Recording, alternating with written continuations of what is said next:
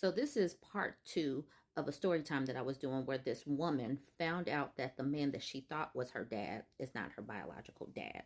Let's jump back into the story. Now D, that's what we're going to call this woman. Now D can write.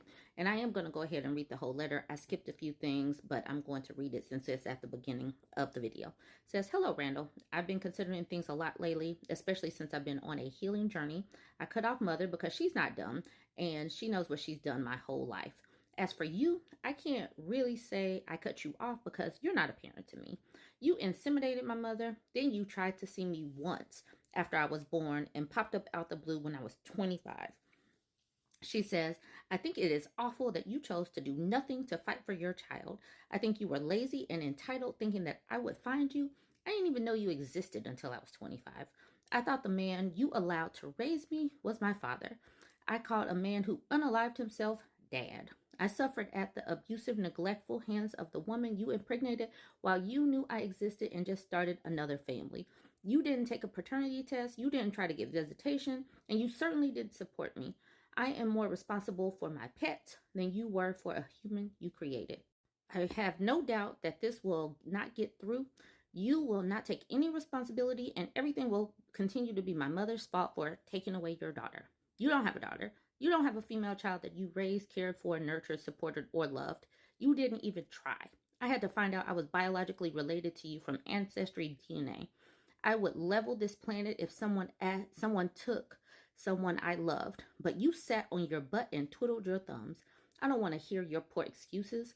I looked up what it would take for my father to take custody of me when I was 12 years old, desperate to get away from my abuser. I learned about the process as a child. You have no excuse.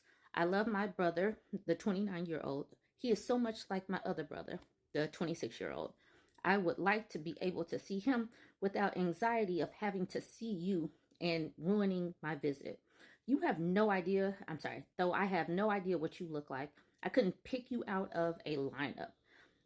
I would like to be able to exist in a space with you potentially in the future without making it weird or trying to play dad. I have one niece I can't see because it is not safe for my mental health to be around my mother. I don't want that for the 29-year-old future children too. I will not call you. You owed me everything. I owe you absolutely nothing." So D was reading some of the comments. It was said in the first part that she is a product of gRape. Her mom was graped, and the mom didn't know if the baby was Randall's or the man that she thought was her dad. But the mom decided to keep D. Okay, so D says, I'm reading the comments and I want to be very clear. I am pro-choice and firmly believe my mother should have had a smorgasbord. She should not have been a victim of forced pregnancy. Her giving birth to me has not improved anyone's life except for maybe my aunt's. That lady loves the daylights out of me. I am and have always reminded my mother of her shortcomings, and I don't know if she was a better mother before I came along. My mother treated me worse than my older sister, but she still wasn't a good mother to her. My mother was very upset when she came out a girl and would tell us for as long as I can remember about how my sister was supposed to be a boy. With all of that said, F that B, she's a Republican now and staunchly pro-birth. Rules for thee, not for me. Oh, and she did in fact abort the child after me. Further, F her because I have witnessed her shaming a woman in my family who was raped. Okay, so that was an inbox that she said to me, and she wanted me to relay that to y'all. Now, she has made a whole TikTok about this. I will put it on the end of this video because she talks more about her mother. I will also link her video if you want to give her the views instead of looking at the video that I am connecting to this one. Totally up to you. Now, we're coming back to where she is talking to one of her brothers, the new brother that she is trying to connect with. And she doesn't really want to get her brother involved in this because she doesn't want her brother to have hope that they're about to unite and be some happy family. So this is the brother talking. Hey, my dad just reached out to me. He wanted to know if it was okay for for me to give him your number for him to text you. He doesn't want to cross boundaries and will only reach out if you're interested in talking. So she, at this point, she's like, I did send a text message, but remember, she wrote that long letter and she put it in the form of a text, so it didn't get through. So that's what this point is. Like, maybe you got the wrong number. What's the number? So we don't have to go through.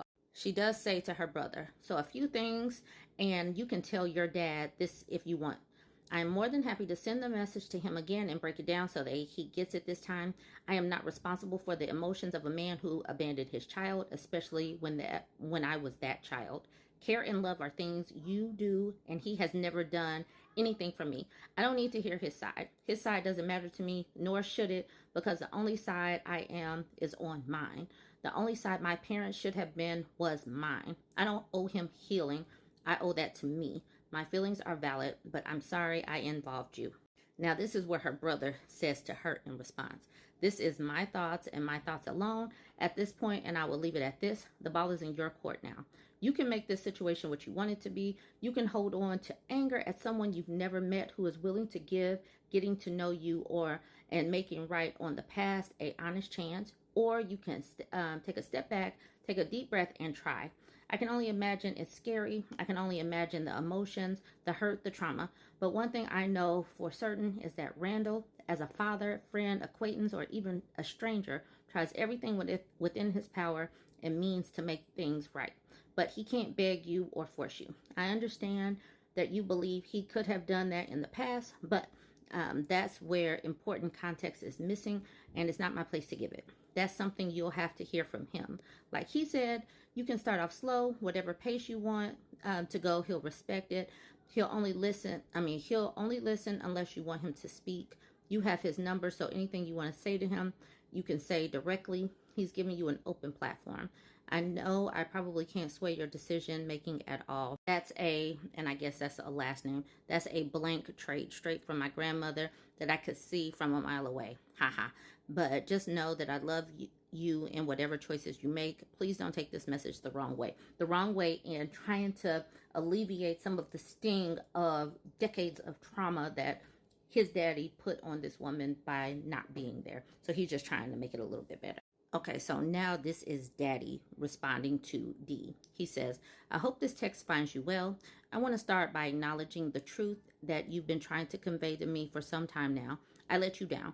It's taken a lot of soul searching and reflection to finally come to terms with this, and I want to express my sincere apologies for the mistakes I've made in the past. For far too long, I found excuses to justify my actions and blamed others for my shortcomings. Your mother, my lawyer, my financial circumstances were just a few examples. But deep down, I knew that I had fallen short of being the father you deserved. While I may have made some attempts, I now realize they were not enough, and I bear the responsibility for that. I want you to know that despite my failures, I have always strived to be a positive influence in your life. Toxicity has never been my intention, and I deeply regret any pain or negativity that my actions may have caused. My true desire is to mend the broken fences between us and rebuild a relationship that is centered around your well-being. D, I want to put you first above my own feelings and desires. I remember hearing once that the best time to plant an oak tree was 20 years ago, but the second best time is now. With that in mind, I want to take this opportunity to sow the seeds of a new beginning, a fresh start where we can grow and nurture our connection. I'm not asking to be your father in the traditional sense, as I understand that trust needs to be rebuilt. Instead, I would like to be your friend, a supportive presence in your life who can be there for you, listen to you, and offer guidance when needed. I want to be someone you can rely on, someone who respects your boundaries and values your happiness. I understand if you need time and space to process everything I've said. Please know that I'm here ready to embark on this journey of reconciliation whenever you are comfortable. I believe that we have the potential to cultivate a meaningful and positive relationship, one that can bring healing and joy to both of our lives. Thank you for your patience, your honesty, and hopefully give me another chance. I'm committed to learning from my mistakes and making amends. Please let me know how you feel and if there's anything I can do to rebuild these broken fences between us. I just want to let deadbeats and people that are toxic and abusive, this could happen to you. Kids these days are Xing folks off. You see this woman X off her mama and her daddy. So, like I said, stay tuned. So, I got sucked into the depths of no contact TikTok today. For those of you who are here for garden content, this is a little bit of a different video, though all my videos are a different video, as this is a very new account. I have like 6 videos up. I really like to garden, but I do want to talk about this because, again, I got sucked into no contact TikTok today. And the creator who was talking was asking, is no contact a trend? Millennials and Gen X, millennials and Gen Z, you going no contact with your Gen X boomer parents, is that just a trend? To which I feel like I just need to kind of, I want to respond. I also have a question. So none of you know this because, again, this is a new account for me. I am no contact with both of my parents. I went no contact with my mother about 2.5 years ago. I officially just decided that it was no longer a good thing for me and I couldn't do it anymore. And then I've never had contact with my father, as I've never met him, honestly. Like, the whole situation is weird, and I feel like we can get into that a different day. But as far as my mother goes, she raised me. I don't mean to say that disrespectfully. Obviously, she was my only biological parent that was there my whole life. But she wasn't really there. You know, to say that she was there, like she lived there, but like she wasn't really there. And when she was there with me and my sister, she would go out of her way, sorry, neighbor's dog, to degrade and demoralize me and my sister. She would go out of her way to knock us down, lock me down, with everything and anything that she did. One of my most frequent memories was when we were getting ready in the morning. She would be doing her hair, and as she's putting in rubber bands and yanking with the comb and all of that, she would tell us how much she never wanted us. She would tell us that she only wanted little boys, and she's upset that she got little girls because she didn't want to have to do our hair. And that was every morning, to have my mother literally tell me she doesn't want me. And on top of that, there was physical abuse, mental abuse, emotional abuse, and so many things that children should never have been exposed to. So many people children should never have been exposed to. She wasn't really a mother. This woman asked if you had a good relationship with your grandparents and how could you take that away from your kids.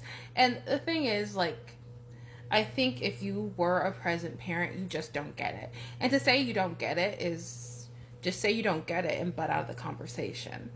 But for me, I had a good relationship with my grandmother because my grandmother was there.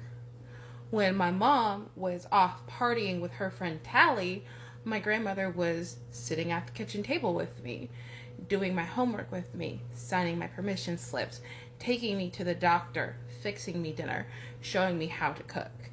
That was my grandmother. My grandmother was like my mother. My aunt was like my mother. Those are the people whom I felt safe with. My mother lost her mind over a chewed up eraser, stripped my sister and I down, and beat us back and forth. That was my mother. But my aunt would explain things to me, explain why we don't do things, explain, how it affects other people, and she was genuinely affectionate. My grandmother was the same way. She was a little more feisty. So like she was like silent Jen. So we still weren't really allowed to cry. You know, she would get upset if we would like tear our tights or anything like that. And I think she would like threaten to whip us or like threaten to have us get a switch, but I can't remember a time my grandma actually hit me. I know she did my cousins, but I can't remember that from my grandma. So for me, these are things I've never really spoken to my mother about. I bring them up and it is put back on me, or I'm told I'm the sneaky child, or I'm told that I was just hard to deal with, or something like that. It's my fault. I'm not really listened to. And I think for me, if the behavior had ended at childhood, I think there could have been a hope for a relationship with my mother. However, I don't see my mother being a different person. So when it comes to her having a relationship with my future children, I don't feel safe letting her near my kids. I don't think I'll ever feel safe letting her near my kids. Not the person who accused me of murdering my cat after I'd struggled all summer to keep her alive. Not the person who would steer me into strangers so that they would get out of her way after I had brain surgery. That's not a person I trust to be around me and not to be around my kids. So my question to you, Gen Xers, boomers, people who feel like they're victims of their children for going no contact, what exactly do you want from us? What? Because personally, I just stopped speaking to my mother after I had a conversation with her the day before my cat Melani died. You can see her there. She was my road dog. I had a conversation with her the day before I had to put her down, where she literally told me not to murder my cat. No concern for me, no concern for my cat, no concern for the fact that she had a tumor in her ear. Don't murder my cat, is what she said to me. So that's the last time I spoke with her on the phone. I let text messaging stay open for a while until she contacted me to see how I was doing, but she didn't want to see how I was doing. She wanted to demand that I buy things from her multi-level marketing business. This is also the woman who would visit Austin and see my siblings, but not even be concerned about seeing me or telling me she was in town. This wasn't a woman who wanted to see me. So, Gen X, boomers, people who are going through no contact with their kids, what do you want? Like, genuinely. Would you like a letter? Would you like us to write you a letter telling you what you've done? Would you accept that and work on yourselves if we did? Or do you just want us to shut up and deal with your crap still because you want it your way, the way it's been our whole lives? Because that's how it seems to me, that you just want us to shut up and deal with your crap because you're so damaged and we were your punching bag. And that's not all of you. Obviously, many of you, I'm sure, were good parents and have a relationship with your kids. But if it were me and my kids didn't want to talk to me, I don't think I'd blame the kid. I would blame myself. But then again, I have a different perspective than you. So yeah, let me know. I'm sure the comments are going to get interesting if anyone does comment or sees this. And again, for my garden talk friends, I will be back to normal content with the seedlings probably in a few days. They're growing. We'll talk about the seedlings, okay? All right, thank you so much for tuning in, and I will talk to you later. Bye.